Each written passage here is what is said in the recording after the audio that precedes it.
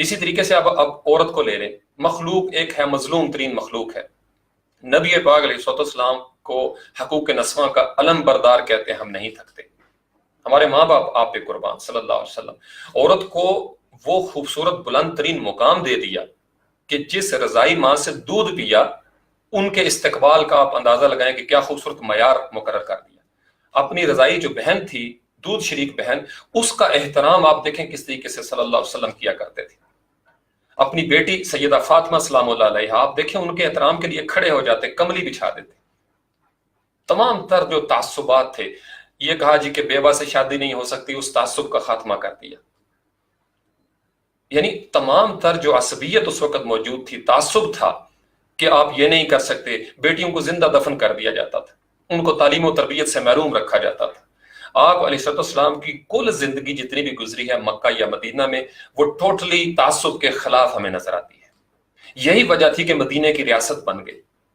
آپ علیہ السلام وہ امپلیمنٹ کرنے میں کامیاب ہو گئے، چونکہ آپ نے جو ایک فورس تیار کی تھی، وہ فورس متعصب نہیں تھی، فراخ دل تھی، کشادہ ذہن والی تھی، ان کے اندر برداشت کرنے کا جذبہ تھا، حلم تھا ان کے اندر، انکساری تھی ان کے اندر ٹھہراؤ تھا، ان کی شخصیات کے اندر استحکام تھا۔ اب ہمارے ہاں معاشرے میں مدینے کا خواب یا مدینے کی طرز کی ریاست بنانے کا خواب تو ہم دیکھ سکتے ہیں، لیکن عملی طور پر اس میں بڑی مشکلات پیش آئیں گی، چونکہ ہمارے ہاں میں نے بتایا آپ کو ایک پورا نیٹ ورک بنا ہوا ہے۔ جب تک آپ اس نیٹ ورک کو نہیں ہلائیں گے، ہمارے ہر شہر کے اندر ایسی مساجد موجود ہیں، مدارس موجود ہیں، پھر یہ ایکسٹریم پوائنٹ میں آپ کو دے رہا ہوں، جو دوسرے اینڈ پہ ہیں بالکل، جس کو سیکولر وہ کہا جاتا ہے، وہ بالکل دوسری ایکسٹریم پہ لے کے جا رہے ہیں۔ معاشرہ جب متعصب ہو جاتا ہے تو پھر افراط و تفرید کا شکار ہو جاتا ہے، پھر وہ جو قرآنی حکم ہے امتاً واسطاً لتکونوا، وہ میانہ روی ہم سے محروم، ہم سے دور ہو جاتی ہے، روٹ جاتی ہے۔ یہ بات آپ سمجھ رہے ہیں؟ ہمارے ہاں ساری چیزیں ایک دوسرے سے مربوط ہیں۔ کسی ایک آپ گیجٹ کو اٹھا لیں، کسی ایک پیس آف پزل کو اٹھا لیں، آپ کو سارے معاملات کی سمجھ آنا شروع ہو جائے گی کہ نفاذ ہم کیوں نہیں کر پاتے۔ یہی وجہ ہے کہ پھر وہ سارے کہتے ہیں مٹی پاؤ اور وقت جو ہے وہ گزارتے چلے جاؤ۔ جو حکمران آتے ہیں انہیں بھی پتہ ہے کہ ہم نے اپنے حکومت کرنی ہے، 5 سال کسی طریقے سے پورے کرو اور آگے چلے جاؤ۔ محکوم جو ہے وہ اگلے 5 سال کے بعد پھر سے تیار ہو جاتے ہیں اپنی محکومی کا رونا رونے کے لیے۔ لیکن ہماری جو نفسیات ہے، جو ہماری نفسیات مسخ ہو چکی ہے، اس کو ہم دوبارہ سے اٹھانا نہیں چاہتے، اور اس کے لیے ہمیں کوئی باہر سے پالیسی کی ضرورت نہیں ہے۔ صرف خطبہ حجۃ الوداع کی جو 14-15 نکات ہیں ان کے اوپر عمل کر لے یہ معاشرہ، ایک انڈیویجول عمل کر لے، اسے پتہ چل جائے گا کہ آخری خطبہ حجۃ الوداع میں نبی پاک علیہ السلام نے اس کو کیا دینے کی کوشش کی تھی۔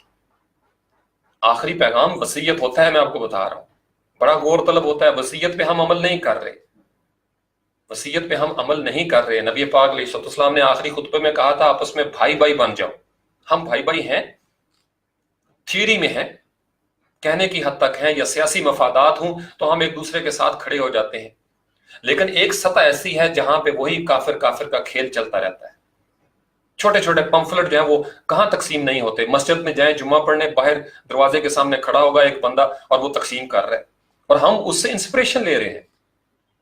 کیوں؟ کیونکہ یہ ہماری مسجد کے باہر کو بندہ کھڑا تھا، ہمارے عالم صاحب کی، ہمارے پیر صاحب کی تصویر لگی ہو کسی ہورڈنگ پہ، کسی بینر پہ، ہم ساری باتیں مان لیں گے۔ یعنی قرآن یہ کہتا ہے کہ اللہ کے مومن بندے وہ ہیں، صاحب بصیرت وہ ہیں جن کے سامنے اگر قرآن کی آیات کی تلاوت بھی کی جائے تو وہ تحقیق کرتے ہیں کہ کیا یہ بات قرآن کا واقعی حصہ ہے۔ کوئی حدیث بیان کی جائے تو آپ جا کے وہاں پہ دیکھیں۔ اب میں آپ کو 2 احادیث دیتا ہوں، آپ خود چیک کیجئے گا۔ جو آپ کی داؤد ہے، ابو داؤد میں، یا مشکات شریف میں، یہ 2 حدیثیں ہیں۔ ایک حدیث میں نبی پاک علیہ السلام نے جو متعصب شخص ہے، عصبیت والے کو کہا کہ عصبیت والے شخص ہم میں سے نہیں ہے، آپ کا فرض بنتا ہے آپ ریسرچ کریں کہ شاہ جی نے یہ بات کی ہے، کیا واقعی یہ داؤد میں یا مشکات شریف میں موجود ہے یا نہیں۔ ریسرچ کریں، علماء کرام سے پوچھیں۔ تو اگر جیسے من غش فلیس منا، جس نے ملاوٹ کی وہ ہم میں سے نہیں، جس نے عصبیت کی وہ ہم میں سے نہیں، تو جب ہم ہیں ہی نہیں اس قبیلے کا تو پھر ہماری شفاعت کیسے ہوگی؟ پھر ہم کس کھیت کی مولی ہیں؟ یہ بات سمجھ گئے؟ اسی طریقے سے یہاں تک اس کے بارے میں فتاوی آئے ہوئے ہیں کہ جو متعصب شخص ہے اس کا جنازہ نہ پڑھا جائے۔ علماء کرام نے، مفتیان کرام نے اس پہ بھی فتاوے دیے ہوئے ہیں۔ ہمارے ہاں ایک یعنی یہ اتنا ٹیریبل یہ ایک سچویشن ہے، ہم نے تعصب کو معمولی سمجھ لیا ہے۔ یہی وجہ ہے کہ ہمارے ہاں نسلی تعصب بھی ہے، نسلی تفاخر بھی ہے۔ قوم، قبیلے، ذات، برادریاں، یہ جس کے پاس دولت زیادہ آ جاتی ہے اس میں ایک تعصب آ جاتا ہے۔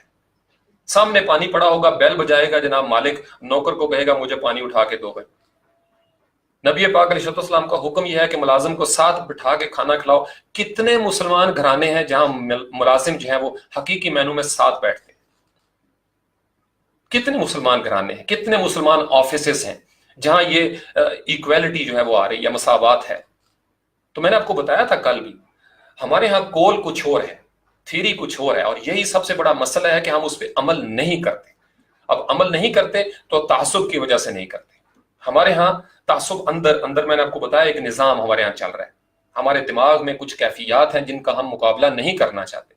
تو جب ہم اپنے اس 6 فٹ کے اندر کربلا بپا نہیں کر سکتے تو باہر کے یزیدوں کو للکارنا بہت مشکل ہوتا ہے۔ امام عالی مقام امام حسین علیہ السلام پہلے خود مطہر تھے، اطہر تھے، پیوریفائی تھے، اپنی ذات کے اندر ان کی تربیت ہوئی تھی، تب وہ للکارتے ہیں تو بھلا لگتا ہے، خیر نظر آتی ہے اس کے اندر۔